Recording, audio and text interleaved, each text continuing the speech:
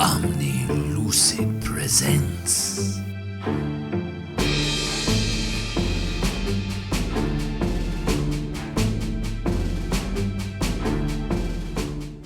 Hey everyone, welcome to Omni Lucid Presents. Today I'm going to be doing basically I'm going to be going over the rules and how to set up for On the Rocks by Pentry Games. So this is a game that I just got. I did do an unboxing. Unfortunately, the recording didn't pan out, and I was going to do another one, but it's just not the same once you've already opened everything up. Plus, I've already gone through. Me and my wife did play our initial game last night already, so I decided, you know what, I'm just not going to do the unboxing again. We do unboxings all the time, and you're still going to get to see all the components as I go through how to set up for a game here. So I'm going to do the setup on this video, and then I am going to be doing a live playthrough with Ashley once we find the time to do that, so you can see a full game. Right now I'm literally just setting it up, and I'm just going to go over some rules real quick, maybe do like a quick kind of initial round just to kind of give you an idea of, hey, this is how you get going. And then I'm also going to be doing a live solo play that I'm probably going to be doing a little bit later tonight. I don't even know if this video will be edited and out before the solo play, but we'll definitely make sure that we get the rules and how to set up video out before the playthrough with me and Ashley with the two-player. So I'm just going to go ahead. We're going to jump up here. So this is On the Rocks. Such a fun game. As soon as we played our first game again last night, it's just such a great game. So you guys are going to see components already in here. Some of the things that I can kind of say that I found kind of helps just for laying out your box, and I know that's something I always appreciate. So first things first, your dice, your extra point tokens here, those all have a nice little location there. Not really much else to move those around. Same with your silicone jigger cups. I am going to go ahead and pull all this stuff out as I go, and then I can show you how to do the actual setup.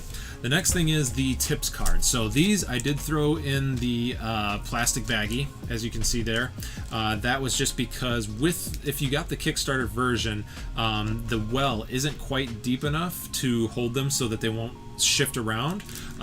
So with the tips, I just threw those into a plastic baggie to put on top. They kind of hold the rest of the recipe cards down, and it just makes it so it all sits nice and even. Now, the nice thing is they did include, I kind of just hid mine off to the side here, they did include plenty of plastic baggies for all of the card decks, but I don't think you really need them unless you just really want to.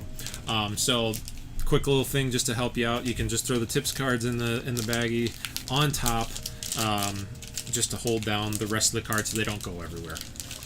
Alright, so we got our tips cards. Next in this well, all of the decks, when you first go ahead and open this, you can just instantly go ahead and put these all in order. So all the highball cards together, all the martinis, all the old fashions, and all of the hurricane cards. You can just go ahead and put those all together because they are going to stay in their own separate decks every time you play this game. And then in the very bottom there, you guys can see the spills cards. Again, they just sit in there. Now the insert itself, it's really good. It's just with all the extra Kickstarter. There's like I said, just a little bit of space where if you don't put those tips cards in a baggie, they're probably going to shift around, and when you open this, they'll be all over in this area.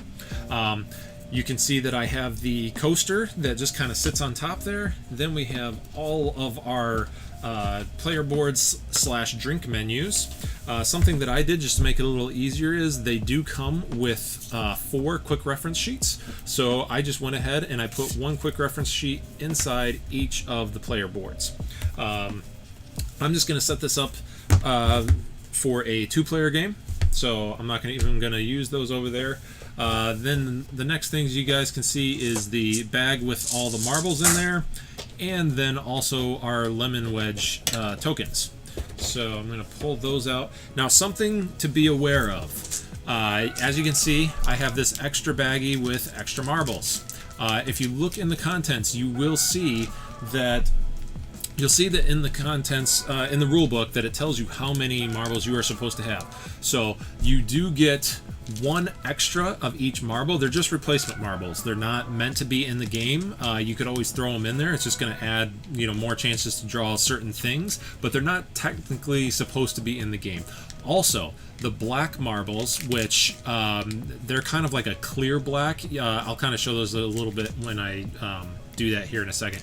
But with those, so you're going to have one of each kind of marble set off to the side that don't go into your shaker bag. Again, just replacements unless you just say, screw it, I want to put them in there. However, you have 3 extra black marbles. That is because you use 2 black marbles when you're playing the solo mode that get added into your normal set. So I have them in the extra baggie here. I haven't decided if I'm just going to throw them in the game. I might eventually do it just to make things easier. Throwing in the extra black marbles, though, that can make the game potentially take longer and a little more difficult.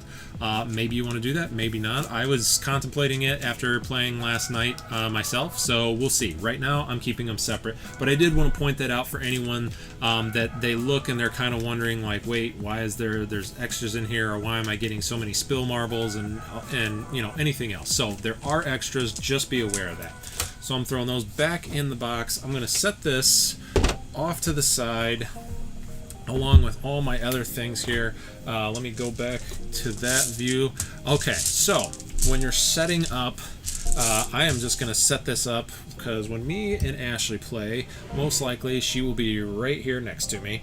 So I'm just going to set this up as if she's sitting there with me. All right, so each player gets their own player board. You have the quick reference sheet if you decide you want it. Go ahead and set those up there. You just need a little bit of space under here because all your cards are going to go down there. Now, for a 2-player game, you are going to use 4 of your silicone jigger cups. So, nice, solid silicone, turned out really great, but for a 2-player game, you're only going to use 4. For a 3 to 4-player game, you are going to be using all 5 of these. Since I'm just setting up for a 2-player game, I'm going to go ahead and set that last one in the container, the box as well. All right, so next, once you get your coaster down, you put 4 of those jigger bowls around that. Then for your cards, you're going to set these up, and you are going to just have a deck. Now you want to kind of have these, and I'm going to set this over here a little bit just so there's a little more room and it all gets in there on the camera. When you set this up, you're going to want to have one of each of these. I like to try and put them in the order that they are on our cards there. So you can see yellow, green, blue, red, yellow, green, blue, red. Next, you also have your tips cards and your spill cards. So that all goes up there. Now, depending on how many players, this is where the bonus coins come in. So depending on how many player game, the rules will tell you how many you use of these for how many players. For a 2-player game, you just use 1 coin that you just set off to the side. Whoever ends up doing last call and basically triggering the end of the game, they get that coin. When you play with more people, there's more chances for other people to get coins as well. But for a 2-player game, same thing, they go back in the box.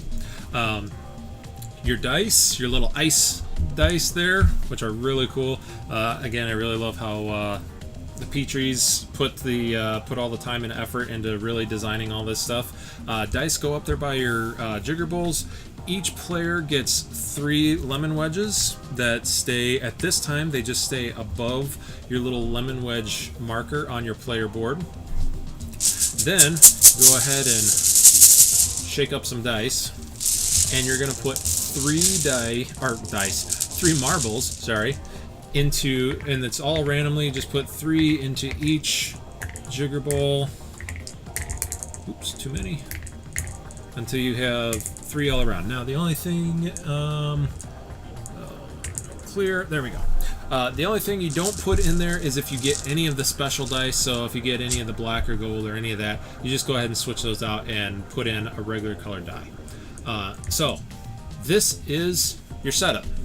Nice and easy, pretty simple, as you can see, very quick and easy to get all set to go. Now, the start of the game, the player that most recently turned 21 is technically the first player. Or, you can always just pick. So, we'll just say, that first player goes. Now, everyone, before that first player takes their turn, they decide, do they want to take 4 drink cards or 3? You have to take 3 or 4. The reason that you might want to take only 3 is because the sooner you fill your drink order, an order is when you do all of the drinks that you have selected down here, you get to go on to your next order. So once I complete order 1, I put my lemon wedge up there to signify that I am on order 2. You only do that once you've completed all of them down at the bottom of your board. So for instance, I might say, you know what, I want the extra points and making the extra money, so I'm going to do all 4 of these. However, whoever I'm playing with, they decide, you know what, oh, sorry, I'm losing that stuff there. They want to try and get ahead of me. They want to try and get to the end sooner, and maybe even stop me from getting too far along and maybe beat me out. So they decide they only want to take 3. Now, the reasoning that you would want to take 4 is because each one of these drink orders that you complete, you do get whatever set amount of money is on there. So in this case right now, I have 2 drinks worth $6, 2 drinks worth $7. My opponent right now only has a $4 drink, a $7, and a $5. So they might finish those quicker, but I'm definitely going to have way more money, especially if I can get mine completed as well. Okay, so we both have our drinks. We've both selected our cards. You just put them obviously underneath each drink that they go with. You can see there, it's a little hard to see, but each drink has a little indent for where the marbles go. So first player goes, what they do, they roll the ice dice, and they got a 4. So they are going to draft 4 marbles out of the bag, out of the shaker bag, and then once they can look at these on the first turn only. This is only on the first turn. They get to pick which cup they want to start with. All right, so we're just going to do it randomly because we're just showing you guys. So I say that's what I want there. Now once I put them into the jigger bowls, now I decide which jigger bowl do I want. So I'm going to take this one. You take that, you can throw them in your hand, or what I like to do, because they provided it for you, there's a little well kind of area here. That's just to put all your marbles down so you can kind of see what you have as you're deciding where they go. Put the jigger bowl back where it was at. Now I decide, okay, I get to pick which marbles that I want to put on which locations. So I'm going to decide, you know what, I want to try and hurry up and get maybe this higher $7 drink over here.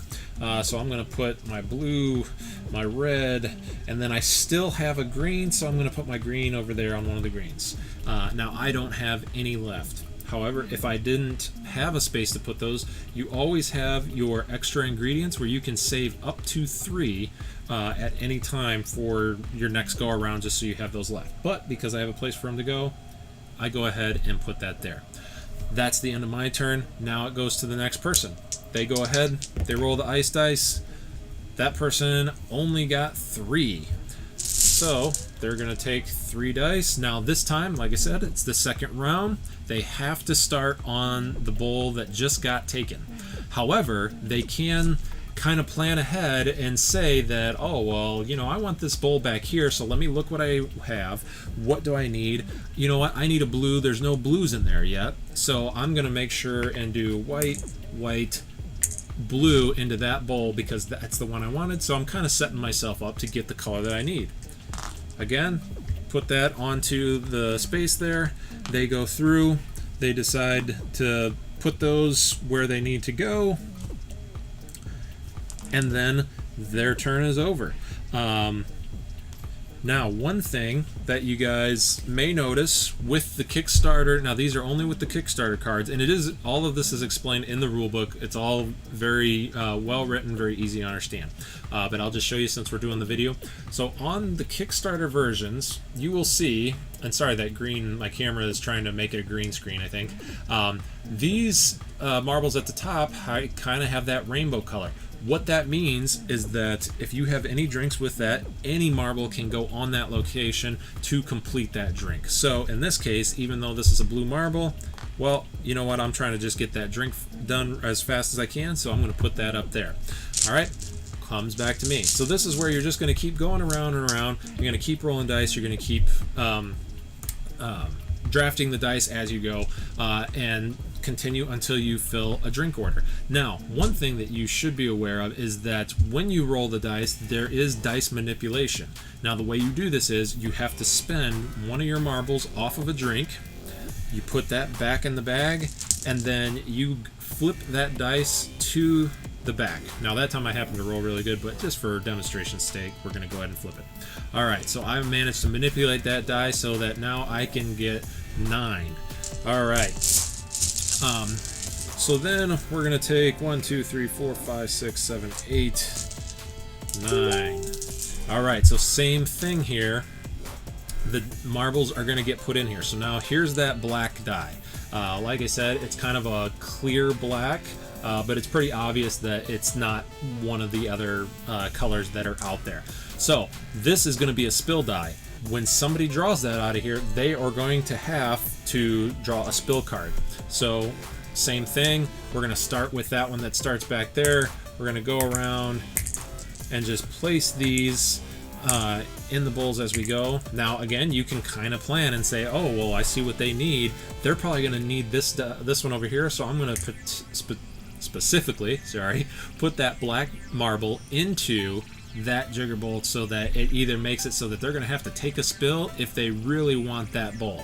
All right, now for demonstration's sake, we're going to say, hey, that I am going to take that because I really want those marbles in there. So same thing, all of these go out. We'll do this real quick and put these on here. Yellow, oh, put that in the wrong place. Right, and right over there. Now, last is that spill marble. So, before you can finish any of these drinks, you have to do the spill marble. So, the spill marble goes onto one of the black spots on your coaster, and then I have to draw a spill card. This spill card says, top shelf, has red or blue marble, select one drink and remove the top 2 ingredients. And I have to do that if I can. I happen to have a highball that has a red and blue, so this spill card does happen, and I have to remove my red and blue, and those go back into the shaker bag. Once you're done with the spill cards, you can just put them, technically the rules I think say put them back at the bottom of the deck. You can put them off to the side, whatever kind of you want to do with them. You most likely, I would hope, aren't going to get through that whole spill deck, but you never know. So that is how one of the black dice work. We'll just go through and make this a little, we'll just set some scenarios up so you guys can see what happens. Now, the other die, special die that you can get, one is the clear, and that is basically just a wild. If you get that, it can be used for any color you want, and can go on. It goes on any of your drink. Now, the only thing to know about that is you cannot keep a clear die in one of your extra ingredients, because again, if you can place the color, you're supposed to place the color on your drink, and since it's wild, it can go anywhere. So there should never be a clear in your extra ingredients. Next is our premium marble, or the gold marble. Same thing, if it comes up in the jigger bowl that you're in, you draw that. Well, now, because this is a premium, same thing, it goes on that coaster just like the black marble, but now you get to look into the bag, into the shaker bag, and draw any 2 colors that you actually want. So you get to pick at this point. The only ones that you can't pick is another, you have to pick one of the colors. You can't pick like another premium and just, never ending golds. So I'm gonna say, oh, I need a blue and a red. and I'm going to put that on there and there. That is how the premium or the gold marbles work. Now, as you see, these aren't going back in the shaker bag. That's because these do not return until all of them are out there. When you are playing, there are only 4 black marbles and only 3 gold marbles. So as you get them, it's going to be harder and harder for them to come up.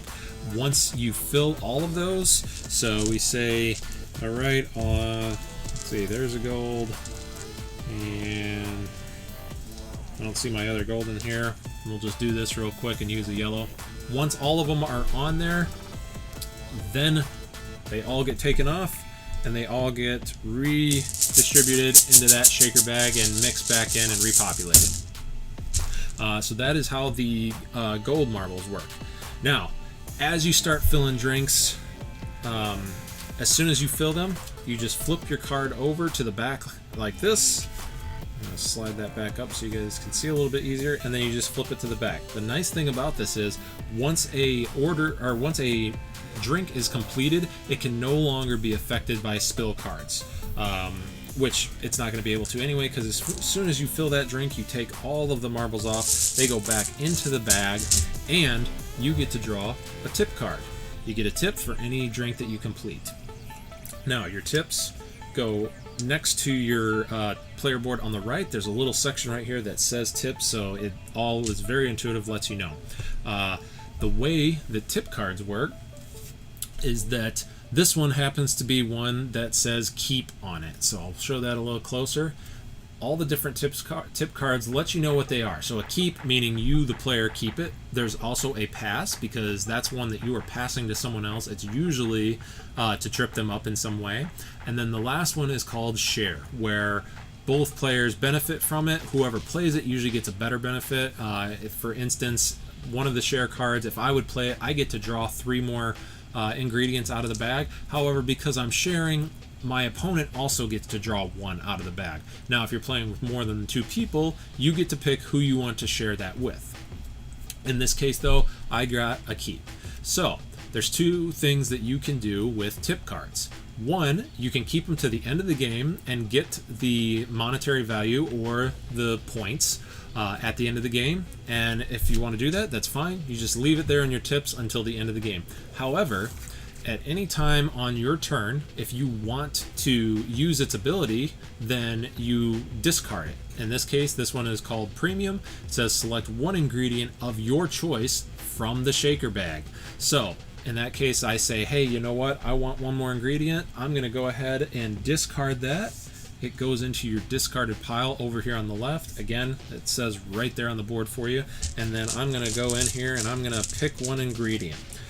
Now, ingredient meaning you cannot pick one of the special marbles. So no gold, black, or wilds. You have to pick one of the colors. So that is how tip cards work.